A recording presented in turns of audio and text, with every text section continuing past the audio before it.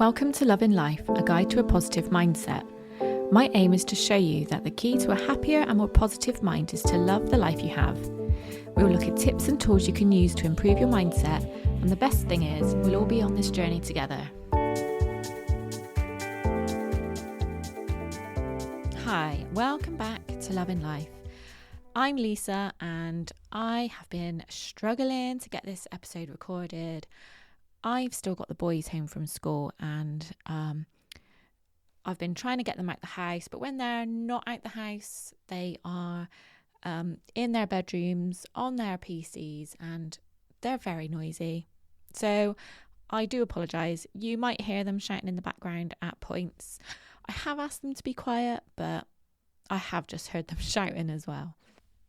Before we get going, I just want to say, thank you so much for everybody who took the time to send a message after the last episode, when obviously I talked about Hugo and what we went through in July, saying goodbye to our lovely Hugo. And I've received so many lovely messages, but I've also received so many messages from people who have literally just gone through the same thing in the last couple of months, couple of weeks, whatever.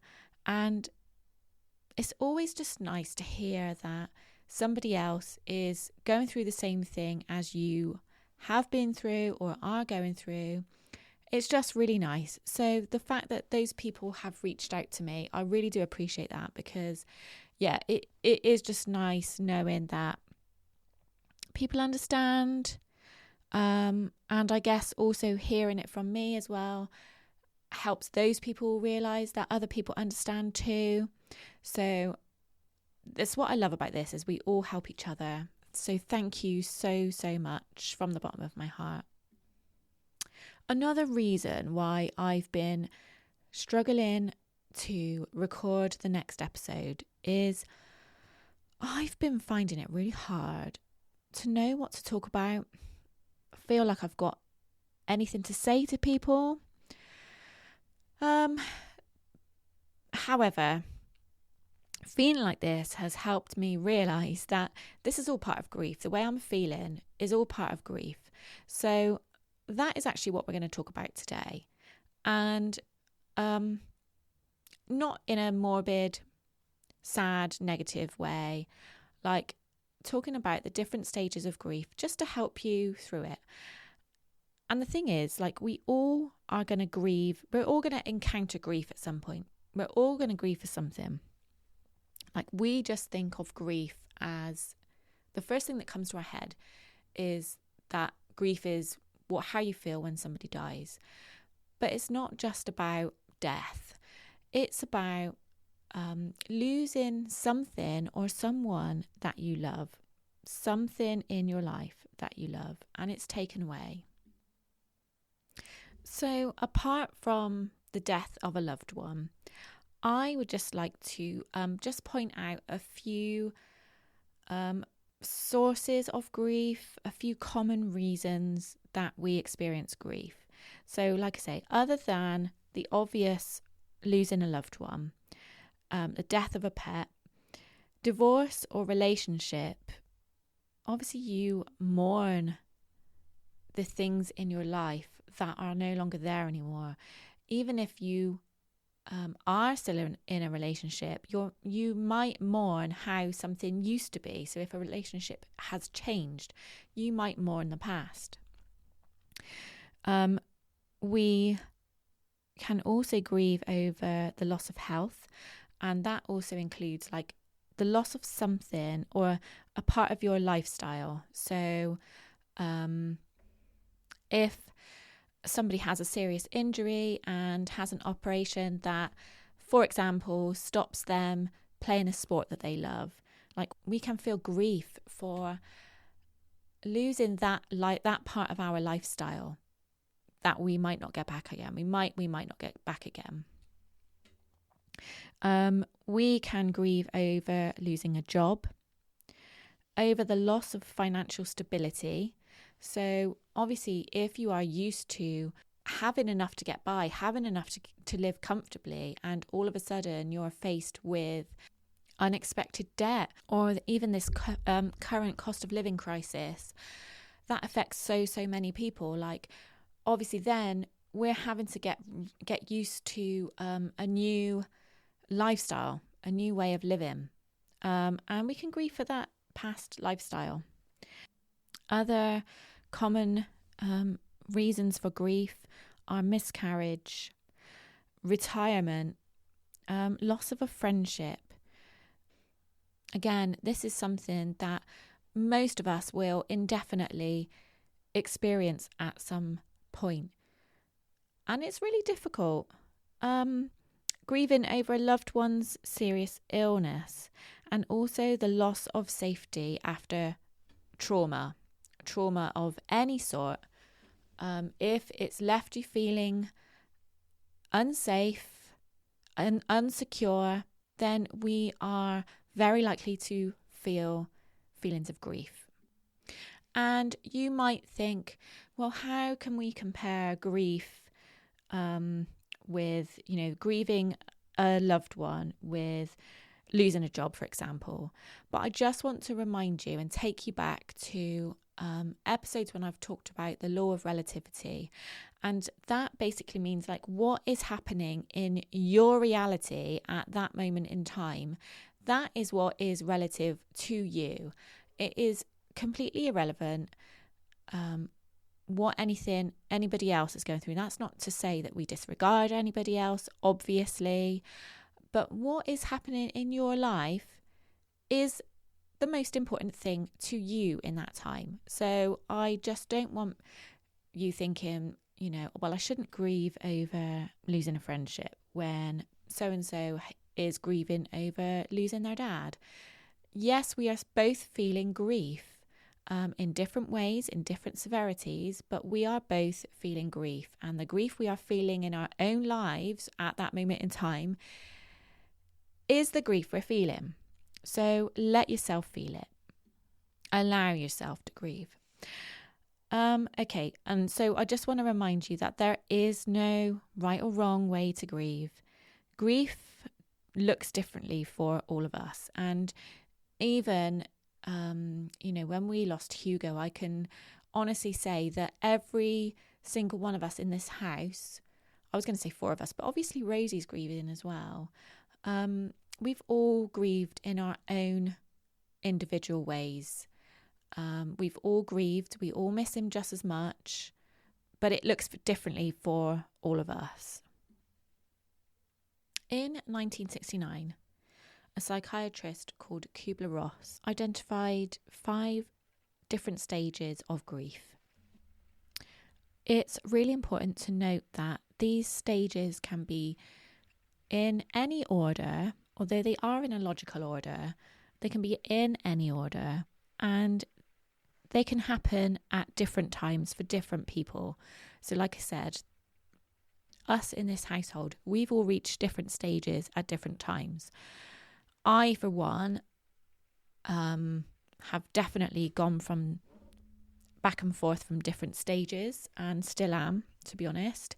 But it just goes to show you that we all deal with it in different ways and our own time, depending on what else is going on in our life as well.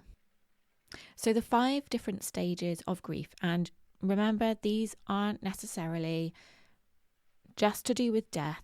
These are to do with the loss of something in your life that you love. So the first stage is denial.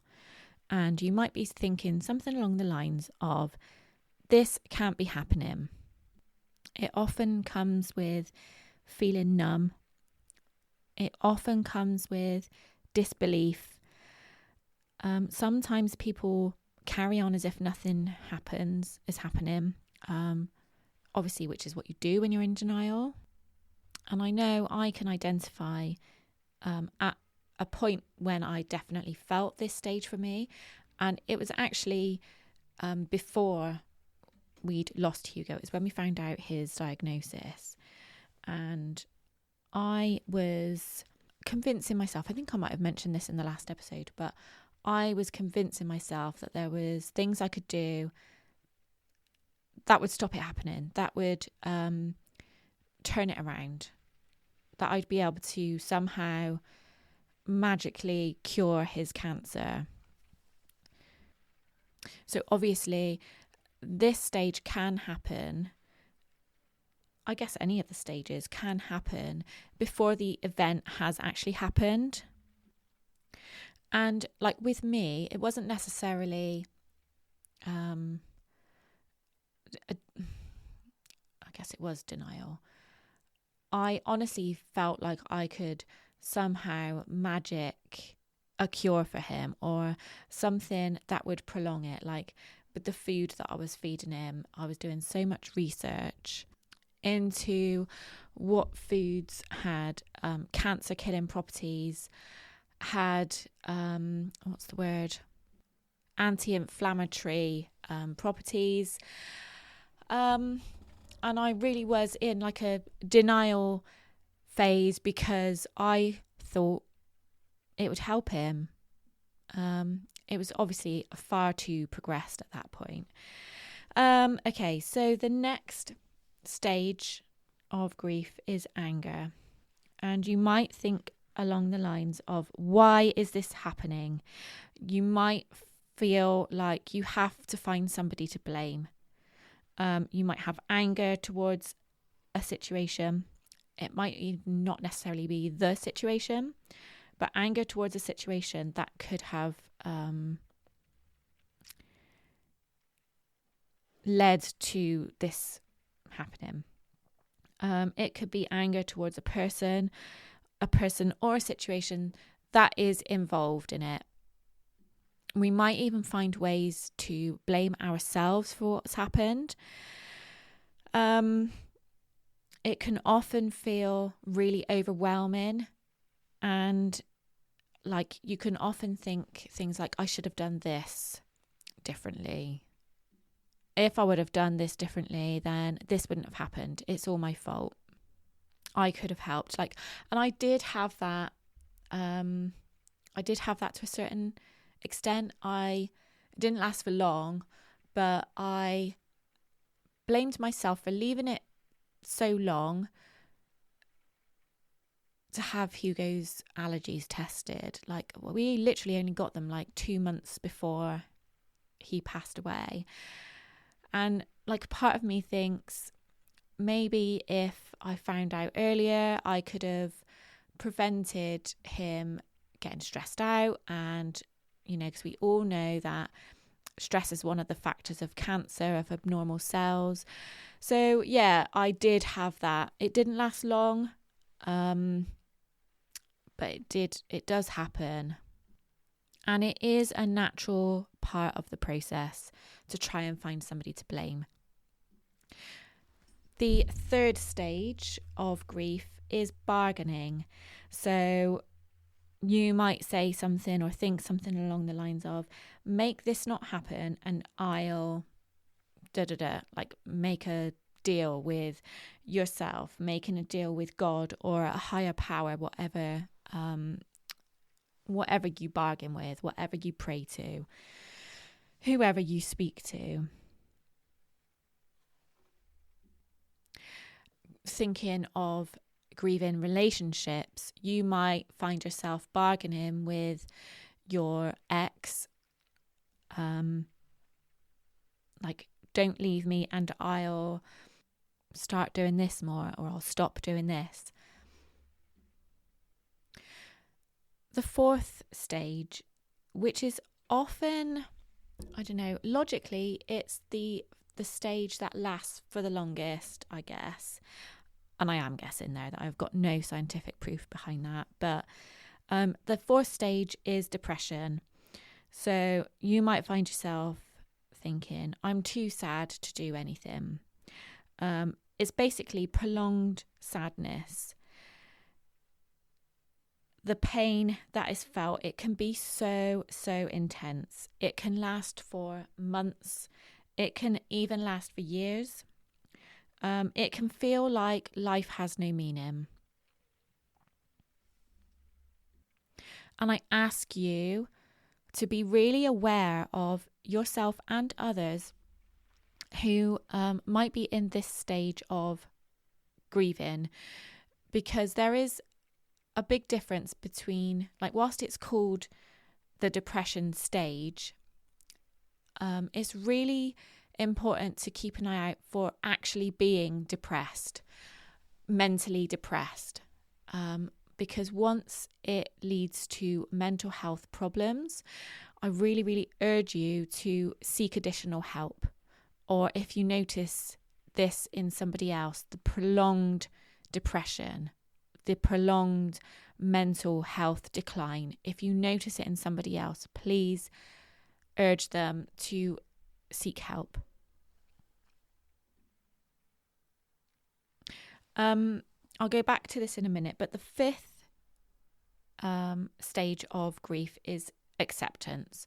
So obviously this is the point where you start to come to peace with what's happened. You know that nothing can be done about it now. And it's really important to say that this stage of grief, it doesn't mean that you get over it, because, you know, one could argue that you never truly get over the death of somebody. So it's not about getting over it, getting on with it, forgetting that it happened. It's about accepting that what has happened, and learning to live a new way of life with this acceptance. Does that make sense? So, like I said, the order of those 5 stages, and that's not to say, actually, sorry, I've cut myself in there, but that's not to say those are the only 5 stages. You won't necessarily feel all those 5 stages. There might be other stages that come in. They don't necessarily happen in that order. Like I said, we can flip between stages.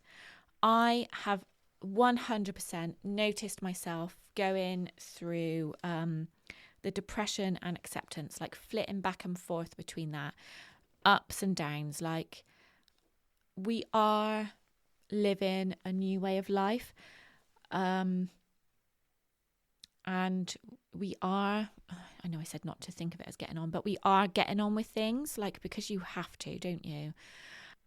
Like, particularly after the death of an animal, like in our situation, when you've got a family and you've got another pet who you have to show love to, you have to show those people, like, my job is a mum primarily, so my job is to show those people love and to allow them to feel their grief as well as me feeling my own. I really hope I'm making sense and not contradicting myself. But yeah, I've definitely noticed myself flitting between depression, the depression stage, and acceptance. Like, and I'll literally go from 1 second I will have accepted it, and literally the next second I'll go back to the depression stage and I will be uncontrollably crying. And Craig and I went away a couple of weeks ago to celebrate our 15th wedding anniversary, which we hadn't planned to do. When we found out that when we felt that Hugo was poorly, we just put everything on hold. We hadn't plans to celebrate our 15th anniversary. Obviously, we were hoping to go away as a family as well at one point. Everything just got put on hold. So after Hugo passed away, I mean, it feels like I still feel like I'm in a bit of a time warp now, to be honest with you. But like, I don't know, 10 days, a week to 10 days after he went, me and Craig were like, why don't we just take off with Rosie? And we didn't take Rosie in the end, but let's just take off and actually celebrate our anniversary. We've kind of forgotten about it. Let's do something about it. So that was what we did. Anyway, where was I getting with that? Oh yeah. And we were obviously we were having a lovely time, and it was a great way to take our minds off of it. I'm not encouraging anybody to displace how they're feeling or forget how they're feeling, but it does get to I certainly got to a point where I was like, look, I need a distraction now, otherwise I am going to end up being in a prolonged sadness and it getting quite serious. So it was really a welcome distraction.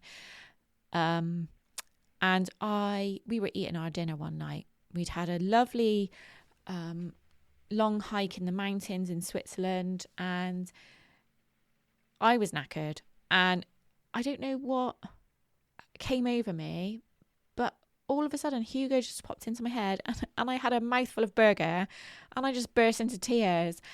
Luckily it was a really quiet bar that we were eating in, and but at the end of the day, I can't help when I want to cry about it. I'm going to cry about it. And I let myself cry. Craig let me cry as well. He just didn't say anything. He just let me cry into my burger, into my beer, and until I managed to let it all out and compose myself. But that's what I mean. Like, I thought, we'd had a lovely day. We'd had a lovely time. And you think you're in the acceptance stage, and then all of a sudden something will happen and it will take you straight back to a different stage. And that's okay. You have to allow it. And I think, like I said at the beginning of this episode, I think with me not being able to, I don't feel like I'm functioning properly still. I don't feel like I'm thinking straight. I don't feel like I've got anything to say on here. I don't feel like I've got anything to say on my social media. I don't know if any of you follow me on social media, but I have basically been just absent. I just don't know what to say. I just feel like my head's not working properly, and that is all part of the prolonged sadness stage. And yeah, it can, obviously, I've said, it can feel like life has no meaning. And it's not that I don't feel like life has meaning. Obviously, I know that life has meaning. I feel like I'm losing my purpose because I'm not thinking straight. Does that make sense? But then I'll have days where I'm back in the acceptance phase, and yeah, I just find myself, like I said, it can be a bit of a roller coaster. It's very up and down. And that's okay. That's natural. That's normal. And I think the most helpful question we can ask ourselves, and I'm saying this to myself as well, is, if you are grieving for anything, not just a person or an animal, for something, if you're grieving, a good question to ask is, what stage of grief am I at right now in this moment? And the reason why I think that's helpful is because it can explain why we're feeling the way we feel. Like, if you are feeling angry about something all of a sudden, you can't think why, then ask yourself, what stage of grief am I at right now? And if you are in the anger stage, then that's totally understandable. I guess the one thing you don't want is for it to last too long. And like I said, with the depression stage, you just don't want it to last too long. Just be aware of how long these painful stages are going on for, because there's so much help out there. Whether you want to pay for it or get it for free, there is so much out there.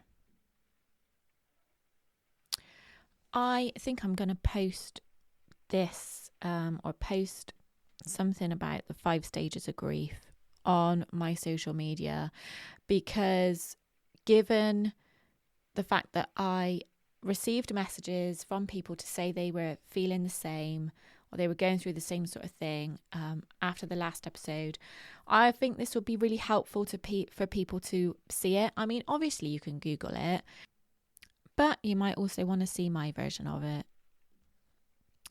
So I will pop that up as soon as I can. I will send it out to any of my email subscribers as well. If you're not subscribed to my email list, then please do head to the show notes and subscribe. I don't email very often, certainly not at the moment. But yeah, it's just nice to be able to share offers with people and share my thoughts and musings with people. So head on over and pop your email address in, and then I can send this over to you directly as well. Just the 5 different stages of grief.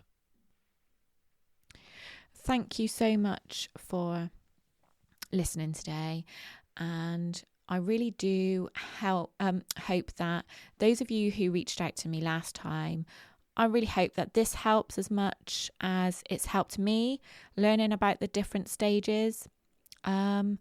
Even if you know somebody who's grieving for something, like this might help you support them going through it as well. Being able to identify what stage they're at will just help you maybe think of other ways you can help them, or maybe help them move on to the next stage, or even just have a bit of patience with them whilst they are in that stage, whatever stage they're in at the time.